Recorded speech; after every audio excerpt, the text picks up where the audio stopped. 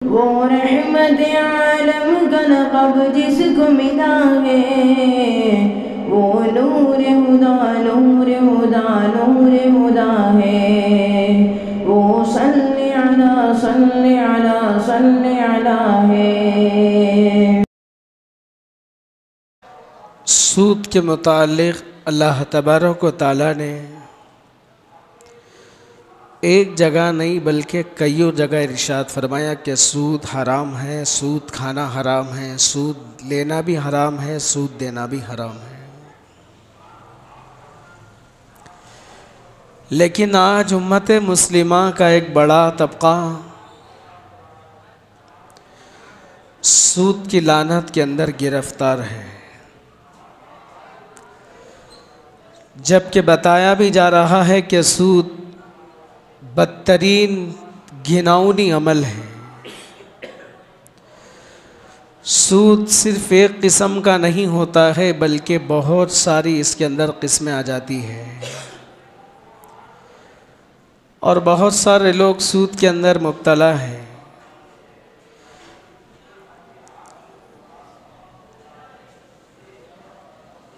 कोई EMI पर कोई चीज़ ख़रीद रहा है तो नाजायज़ उसको किस तरह बना रहा है, कोई क्रेडिट कार्ड का इस्तेमाल कर रहा है तो कोई बैंक से लोन निकाल रहा है, कोई होम लोन ले रहा है। इसके नाम सूद के नाम बदल बदल कर आते हैं। इसके ऊपर मैं आगे रोशनी डाल दूंगा, अगर वक्त रहेगा तो बता दूंगा, वरना आइंदा जुम्मे के अंदर बात आ जाएगी। तो सूद की बहुत सारी शक्लें हैं। EMI के ज़रिए कोई लोन ले रहा है, तो कोई क्रेडिट कार्ड का इस्तेमाल कर रहा है, तो कोई रहन के ज़रिए सूद खा रहा है, और कोई इसको सूद समझने के लिए भी तैयार नहीं है और कोई इसको गुनाह समझने के लिए भी तैयार नहीं है। एजुकेटेड का बड़ा तबका इन चीज़ों के अंदर मुब्तला है। क्रेडिट कार्ड का इस्तेमाल एजुकेटेड का तबका कसरत से इस्तेमाल करता है। होम लोन के ज़रिए, बैंक लोन के ज़रिए बहुत सारे सूद की शक्लें हैं। एजुकेटेड लोग इसके अंदर सूद के अंदर मुब्तला है, और उन लोगों को इस बात की परवाह भी नहीं है कि ये हलाल है या हराम है। उलमा इकराम से तहक़ीक़ करूँ ये शक्ल जायज़ है या नाजायज़ है। मैं जो चीज़ इस्तेमाल कर रहा हूँ, मेरी ज़िंदगी में हराम चीज़ दाखिल हो रही है, मेरी ज़िंदगी में एक हराम का लुक़मा बन रहा है और मैं हराम के साए के अंदर ज़िंदगी गुजार रहा हूँ। कुरान हदीस से उन लोगों को कोई मतलब ही नहीं है, शरीयत से, कुरान से इन लोगों को मतलब ही नहीं है। बहुत से लोगों को हराम व हलाल की परवाह भी नहीं है, ना हराम व हलाल की परवाह करते हैं, ना जानने की कोशिश करते हैं क्या हलाल है, क्या हराम है, क्या जायज़ है, क्या नाजायज़ है, क्यों जायज़ है, क्यों नाजायज़ है, क्यों हलाल है, क्यों हराम है। इस्लाम ने शरीयत में इसको हलाल कहा या हराम कहा, कोई मतलब नहीं है। बस हमको लेना है, लेना है, बस हमारे फ़ायदे की चीज़ आ रही है तो फ़ायदा उठा लो। बस यही सोचकर समझकर, ये सोचकर कौन दुनिया के अंदर कुरान हदीस के मुताबिक ज़िंदगी गुजार रहा है, कौन हराम की परवाह कर रहा है, कौन हलाल की परवाह कर रहा है, ये सोचकर अपनी ज़िंदगी को हराम के अंदर डाल देते हैं। जबकि दुनिया के अंदर अल्लाह के ऐसे बंदे हैं, फ़क़्र व फाक़े भी आ जाते हैं, घरों के अंदर भूख भी आ जाती है तो सूद का एक लुक़मा तक नहीं खाते, सूद का एक पैसा इस्तेमाल भी नहीं करते। तो मुसलमानों का एक बड़ा तबका नाजायज़ चीज़ों के अंदर मुब्तला है। कोई, अभी मैंने बताया बहुत सारे सूरतें हैं इसकी। EMI की कौन सी शक्ल जायज़ है, कौन सी शक्ल नाजायज़ है, लोन की कौन सी शक्ल जायज़ है, कौन सी नाजायज़ है। हम लोगों को जानना चाहिए, उलमा कराम से तहक़ीक़ करना चाहिए, जबकि सूद कितना घिनौनी अमल है। आगे अहादीस कुरान की आयत आ जाएगी, मैं बताऊंगा। हम लोग ना सुनते हैं, ना सुनने की कोशिश करते हैं इन चीज़ों को। सूद के मुताल्लिक़ जब आती है, हम वो सुनना चाहते हैं जो हमारे मतलब की चीज़ें होती हैं। अल्लाह के नबी अलैहिस्सलातु वस्सलाम ने सूद के मुताल्लिक़ साफ साफ फरमा दिया, सूद का लेना भी हराम है, सूद का देना भी हराम है। और कुरान करीम में अल्लाह तबारक व तआला ने कहा कि या अय्युहर रसूल कुलू मिनत तय्यिबात, ऐ खुदा के रसूलों, खुदा के पैगम्बरों, तुम्हारे लिए ये हुक्म है कि तुम पाकीज़ा चीज़ों को खाया करो, पाकीज़ा चीज़ों को इस्तेमाल किया करो। कुरान में अल्लाह तबारक व तआला ने पाकीज़ा चीज़ों को इस्तेमाल करने का हुक्म दिया है, पाकीज़ा चीज़ों को इस्तेमाल करने की इजाज़त दी है। अल्लाह के नबी ने फरमाया सूद का लेना भी हराम है, सूद का देना भी हराम है। अल्लाह के नबी अलैहिस्सलातु वस्सलाम ने हदीस मुबारका के अंदर फरमाया रिश्वत का लेना भी हराम है, रिश्वत का देना भी हराम है। सूद जो अल्लाह तबारक व तआला कुरान में फरमा रहे हैं, हदीस में फरमा रहे हैं, उलमा इकराम बयानात में कहते हैं आखिर सूद है क्या? सूद किसे कहा जाता है? कर्ज़ देकर किसी भी तरह का फ़ायदा हासिल करना, कर्ज़ देकर दोहरा फ़ायदा हासिल करना, किसी को कर्ज़ देकर दोहरा तीसरी कीमत, डबल कीमत हासिल करना, मुँह मांगी रकम हासिल करना, इसको सूद कहते हैं। और सूद बहुत सारे चीज़ों के अंदर इस्तेमाल होता है। सिर्फ सूद पैसा लेकर फिर सिर्फ पैसा देकर डबल हासिल करना सिर्फ एक सूद नहीं है, बल्कि इसकी बहुत सारी शक्लें आती हैं। किसी हराम काम में मदद करना ये भी सूद है, जहन के अंदर रख लीजिए।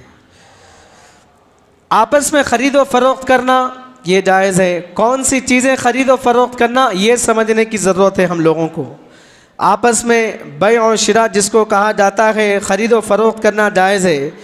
अब बाज़ आपस के अंदर जो चीज़ें ख़रीदो फरोख्त होती है जायज़ है, और बाज़ चीज़ें आपस के अंदर ख़रीदो फरोख्त होती है, उनमें से बाज़ शक्लें जायज़ है, बाज़ शक्लें नाजायज़ है।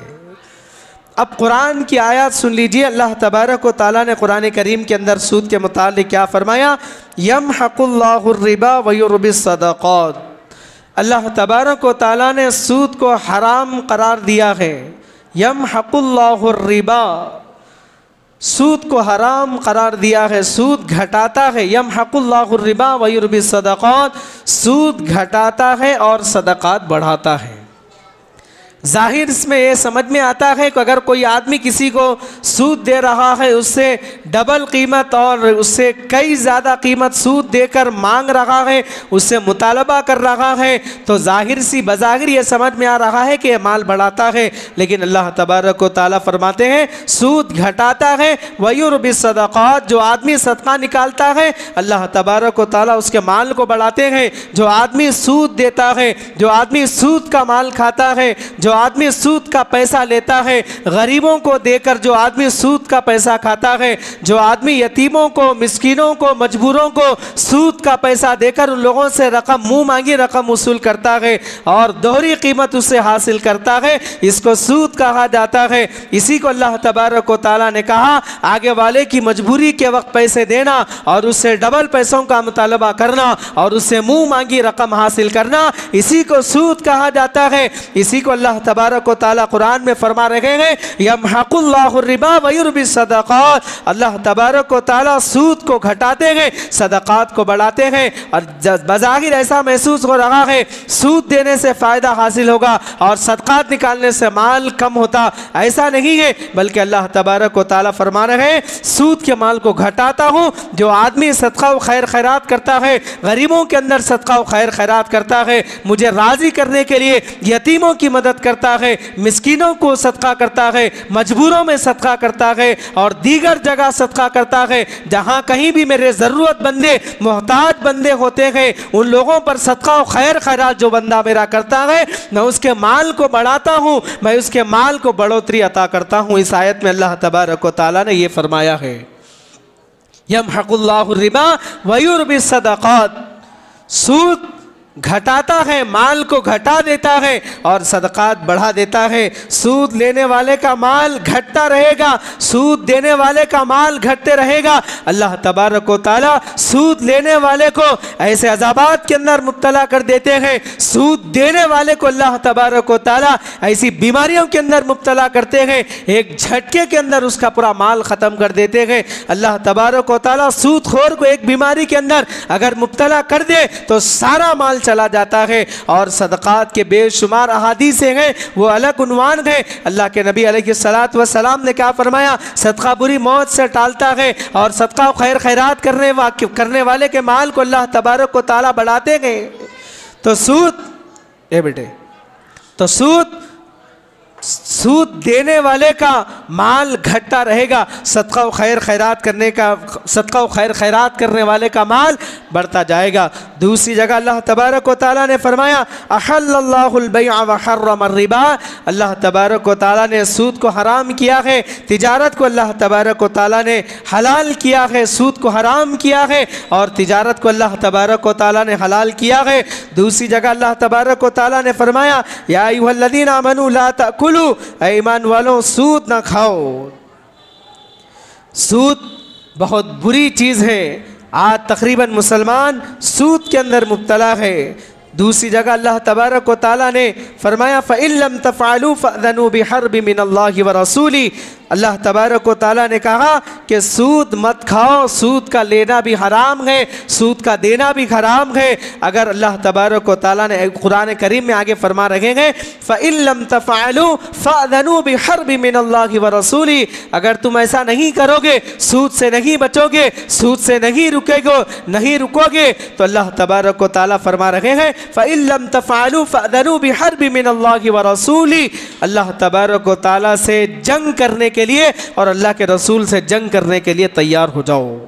फ़इन लम तफ़अलू फ़अज़नू बिहर्बि मिनल्लाहि व रसूली, अगर सूद का माल खाना नहीं छोड़ोगे, सूद के ऊपर कारोबार करोगे, सूद का माल गरीबों को देकर, यतीमों को देकर, सूद का माल मजबूरों को देकर, सूद का माल ज़रूरतमंदों को देकर, सूद का माल मरीजों को देकर, सूद का माल मोहताजों को देकर डबल हासिल करोगे तो अल्लाह, अगर तुम नहीं सुधरोगे फ़अज़नू बिहर्बि मिनल्लाहि व रसूली, अल्लाह तबारक व तआला से और अल्लाह के रसूल से जंग करने के लिए तैयार हो जाओ। ऐलान जंग है अल्लाह तबारक व तआला का सूद देने वालों को, जो सूद के पैसे खाते हैं, मित्तियों पर पैसे चलाते हैं, जो गरीबों का खून चूसते हैं, सूद पर पैसा देकर। ये आयत को कान खोल कर नहीं, कान फाड़ कर सुन लेना चाहिए। ऐसे लोगों के लिए अल्लाह तबारक व तआला जंग का ऐलान कर रहे हैं, मुझसे और मेरे रसूल से जंग के लिए तैयार हो जाओ। कौन अल्लाह के रसूल से जंग कर सकता है?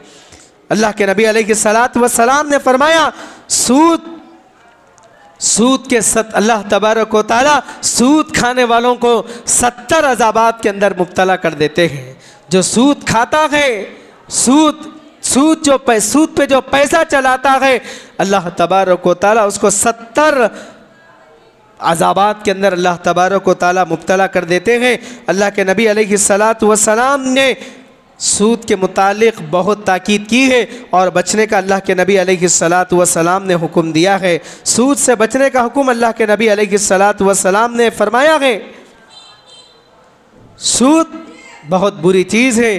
अल्लाह के नबी अलैहिस्सलातु वस्सलाम ने फरमाया सूद का एक दिरहम खाने वाला ऐसा है जिसने अपनी माँ से 36 मरतबा मुँह काला किया है। सूद का एक दिरहम, एक पैसा खाने वाला ऐसा है जिसने अपनी माँ से 36 मरतबा मुँह काला किया। ये अल्लाह के नबी अलैहिस्सलातु वस्सलाम ने फरमाया है। आज लोग EMI के ज़रिए लोन ले रहे हैं, आज लोग क्रेडिट कार्ड के ज़रिए लोन ले रहे हैं, मुख्तलिफ ज़रियों से लोन ले रहे हैं और उसको गुनाह समझने के लिए तैयार ही नहीं है।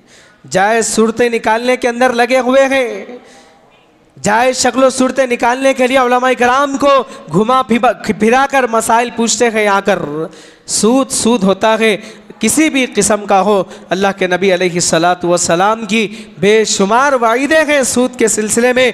अल्लाह के नबी अलैहिस्सलातु वस्सलाम की हदीस मुबारका जो अल्लाह के नबी ने फरमाया अर्राशी वल मुर्तशी किलाहुमा फिन्नार, रिश्वत का लेने वाला, रिश्वत का देने वाला, दोनों जहन्नमी के। अल्लाह के नबी अलैहिस्सलातु वस्सलाम ने फरमाया, और एक हदीस मुबारका में अल्लाह के नबी अलैहिस्सलातु वस्सलाम ने लानत फरमाई है, जो सूद खाता है, जो सूद देता है, जो सूद का गवाह बनता है, जो सूद दिलाता है और जो सूद के मामला तय करता है, इन लोगों पर अल्लाह के नबी अलैहिस्सलातु वस्सलाम की लानत है। सूद खाने वाले पर, सूद का गवाह बनने वालों पर और सूद दिलाने वाले पर, सूद की किताबत लिखने वालों पर अल्लाह के नबी अलैहिस्सलातु वस्सलाम की लानत है।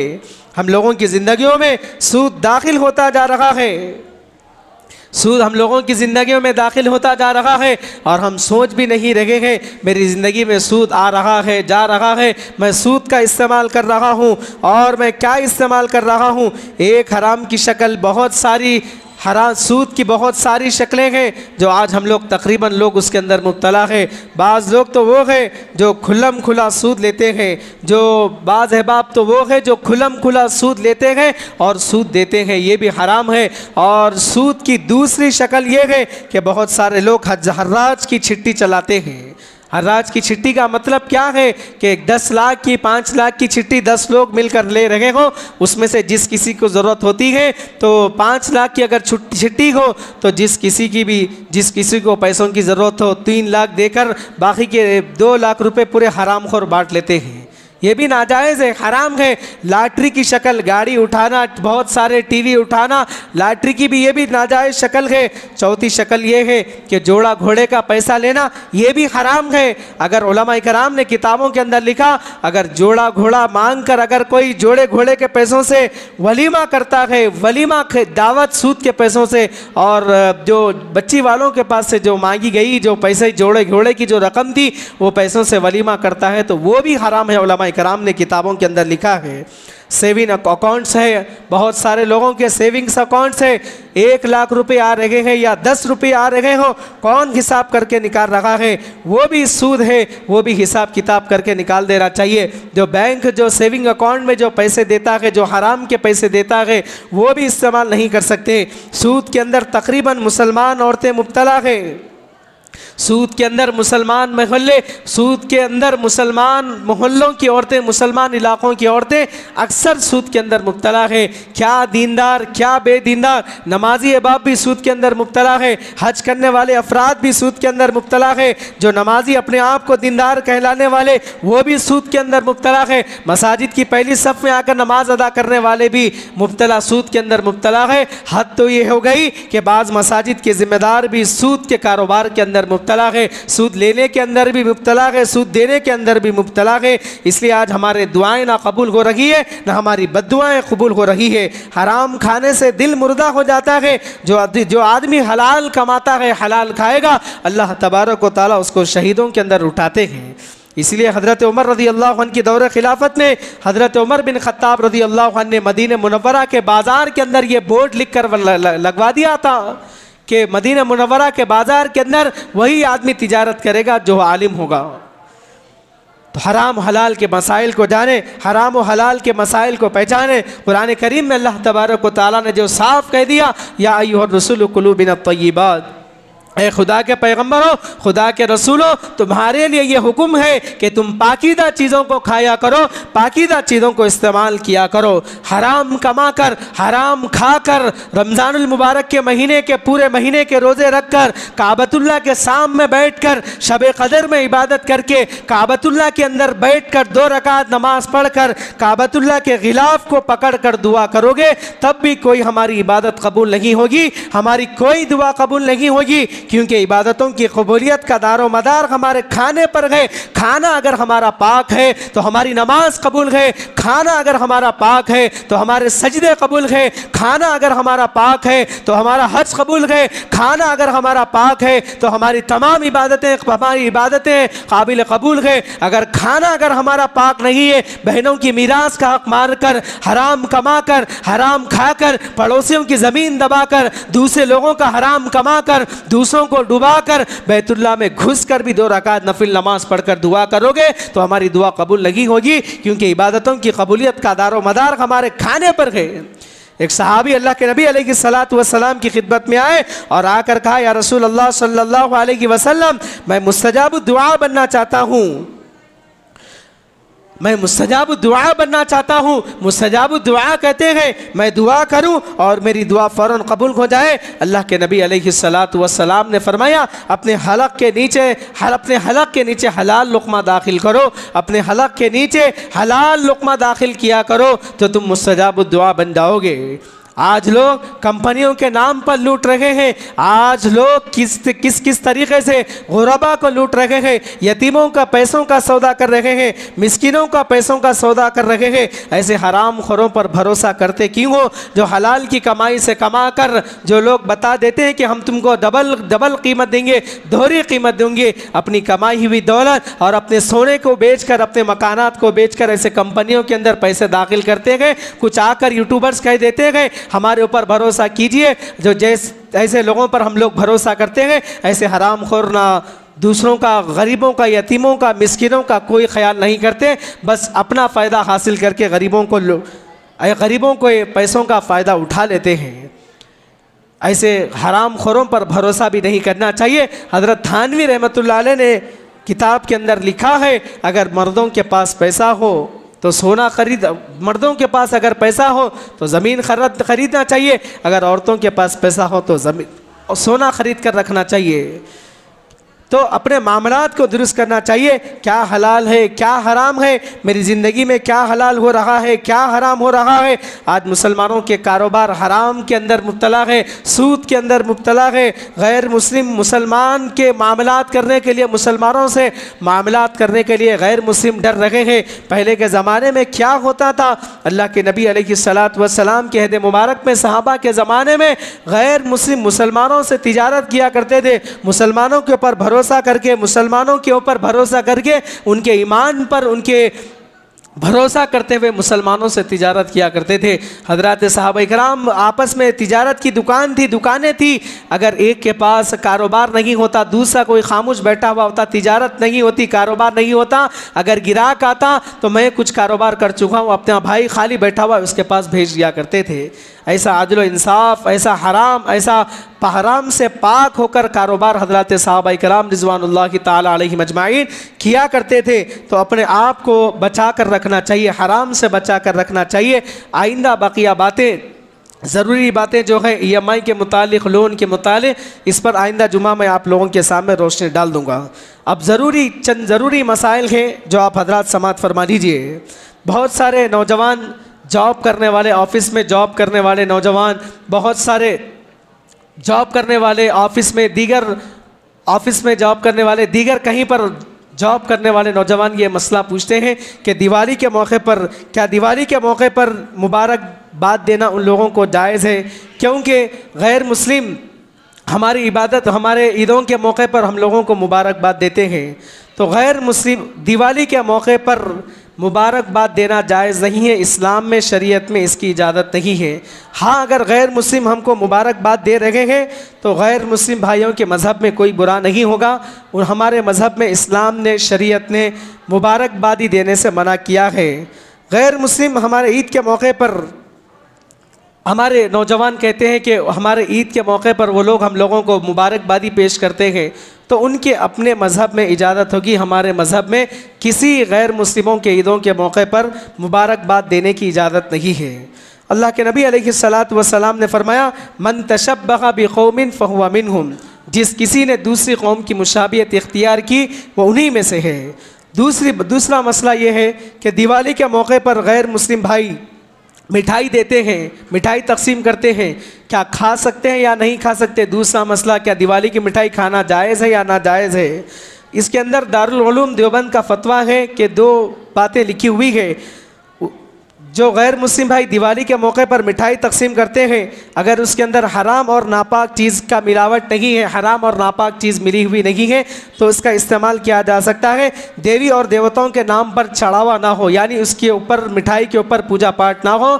ये दो शक्लें अगर उसके अंदर ना हो तो गैर मुस्लिम जो भाई दिवाली के मौके पर मिठाई देते हैं, ले सकते हैं, खा सकते हैं। अगर उसके ऊपर चढ़ावा हो, उसके ऊपर पूजा पाठ की हुई हो, नापाक नाजायज़ चीज़ें मिली हुई है तो इसके इस्तेमाल की इजाज़त नहीं है।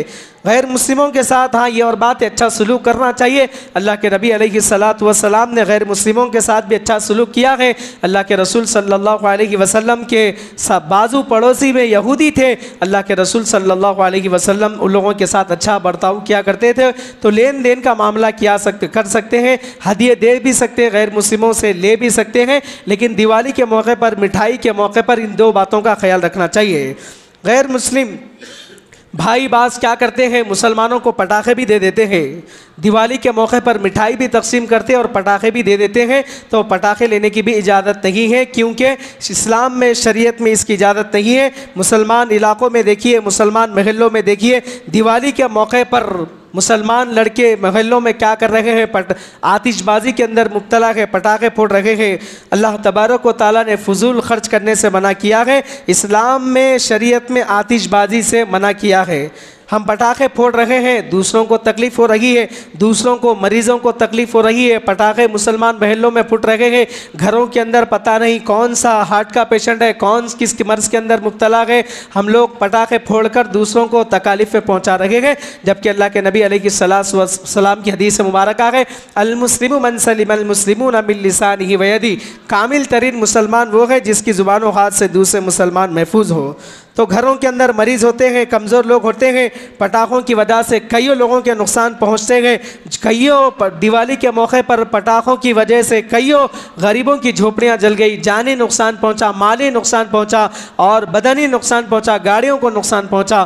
तो मुसलमान क्या है, अपने बच्चों को, मुसलमानों के मोहल्ले में छोटे छोटे बच्चे पटाखे फोड़ने के अंदर मुब्तला है, तो लोगों को बताया जाए कि इस्लामी त्यौहार नहीं है, इस्लाम का त्यौहार नहीं है। इस्लाम ने, शरीयत ने इस बात की इजाज़त नहीं दी। माँ बाप बच्चों को समझाना चाहिए। अल्लाह तबारक व तआला से दुआ फरमाइए कि अल्लाह तबारक व तआला मुझे और आपको कई हुई सुनी हुई बातों पर अमल करने की तौफीक अता फरमाए, हराम से हिफाजत फरमाए, नाजायज़ कामों से, नाजायज़ त्यौहारों से अल्लाह पाक हम तमाम उम्मत मुस्लिमा की हिफाजत फरमाए। आमीन सुम्मा आमीन। व आखिर दावाना अनिल हम्दुलिल्लाहि रब्बिल आलमीन।